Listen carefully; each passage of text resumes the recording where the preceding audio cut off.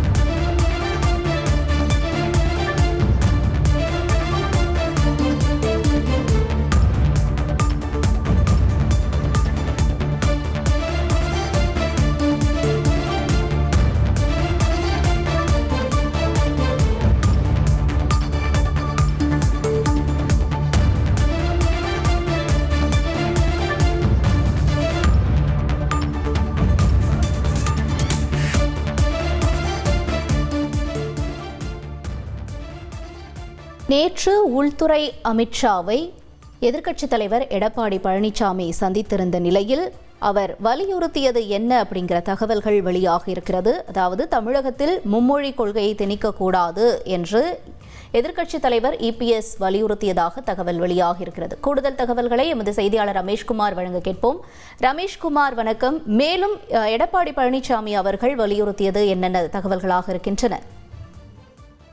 அதிமுக பொதுச் செயலாளர் எடப்பாடி பழனிசாமி தலைமையிலான அதிமுக நிர்வாகிகள் நேற்று மத்திய உள்துறை அமைச்சர் அமித்ஷாவை அவரது இல்லத்தில் சந்தித்தனர். சுமார் 2 மணி நேரம் அவருடைய இல்லத்தில் இந்த சந்திப்பு நீடித்திருக்கிறது. இந்த சந்திப்பின் போது பல்வேறு விஷயங்கள் பேசப்பட்டிருக்கிறது. அதில் சில அரசியல் கணக்குகளும் கூட்டணி தொடர்பான கணக்குகளும் கூட அடங்கியிருக்கிறது என்றாலும் அதிகாரப்பூர்வமாக சில கோரிக்கைகளை இபிஎஸ் அவர்கள் முன்வைத்திருக்கிறார். குறிப்பாக இந்த மும்மொழி கொள்கையை தமிழகம் ஏன் ஏற்கக்கூடாது, 3 மொழியை தமிழ்நாடு மாணவர்கள் படித்தால் என்ன என்று மத்திய அமைச்சர் தொடர்ந்து கூறி வரக்கூடிய நிலையில் தமிழ்நாட்டின் மீது மும்மொழி கொள்கையை எந்த ஒரு காரணத்தை கொண்டும் திணிக்கக்கூடாது, தமிழ்நாட்டில் இருமொழி கொள்கையை தொடர வேண்டும் என்று அமித்ஷாவிடம் வலியுறுத்தியிருக்கிறார். மற்றொன்று, தற்போது தமிழகத்தில் ஏற்பட்டு வரக்கூடிய அண்மை கால சர்ச்சை என்பது தொகுதி மறுவரையறை. இந்த தொகுதி மறுவரையை மேற்கொள்ளக்கூடாது. தற்போது என்ன நிலை நீடிக்கிறதோ அது அப்படியே இன்னும் சில ஆண்டுகளுக்கு தொடர வேண்டும். அப்படி ஒருவேளை தொகுதி மறுவரை மேற்கொள்ளப்பட்டால் தமிழகம் உள்ளிட்ட மாநிலங்கள் பாதிக்கப்படாமல் சமச்சீரான முறையில், நியாயமான முறையில் அந்த தொகுதி மறுசீரமைப்பு மேற்கொள்ளப்பட வேண்டும் என்கிற ஒரு கோரிக்கை முன்வைத்திருக்கிறார்.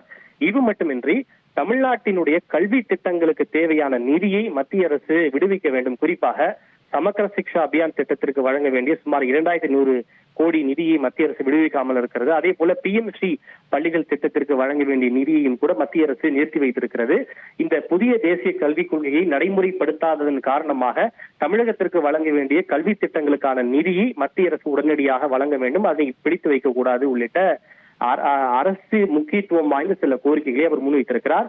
நேற்று தமிழக சட்டப்பேரவையில் பேசிய முதல்வர் ஸ்டாலின் டெல்லி சென்றிருக்கக்கூடிய எதிர்க்கட்சி தலைவர் அமித்ஷாவை சந்திக்கும் போது இருமொழி கொள்கை தொடர்பாக அவர் வலியுறுத்துவாரா என்ற ஒரு கேள்வி எழுப்பியிருந்தார். இந்த சூழலில் தான் தமிழ்நாட்டில் இருமொழி கொள்கையை தொடர வேண்டும் என்கிற அந்த கோரிக்கையும் தன்னுடைய சந்திப்பின் போது இபிஎஸ் அவர்கள் வலியுறுத்தியிருக்கிறார். இதனை இந்த சந்திப்பில் இடம்பெற்ற முக்கிய நிர்வாகி ஒருவரே நம்மிடம் உறுதி செய்திருப்பது குறிப்பிடத்தக்கது. உங்களுடைய தகவல்களுக்கு நன்றி ரமேஷ்குமார். தினத்தந்தி மற்றும் விஐடி சென்னை இணைந்து வழங்கும் கல்வி கண்காட்சி 2025 திருச்சி மற்றும் சேலத்தில் அனுமதி இலவசம்.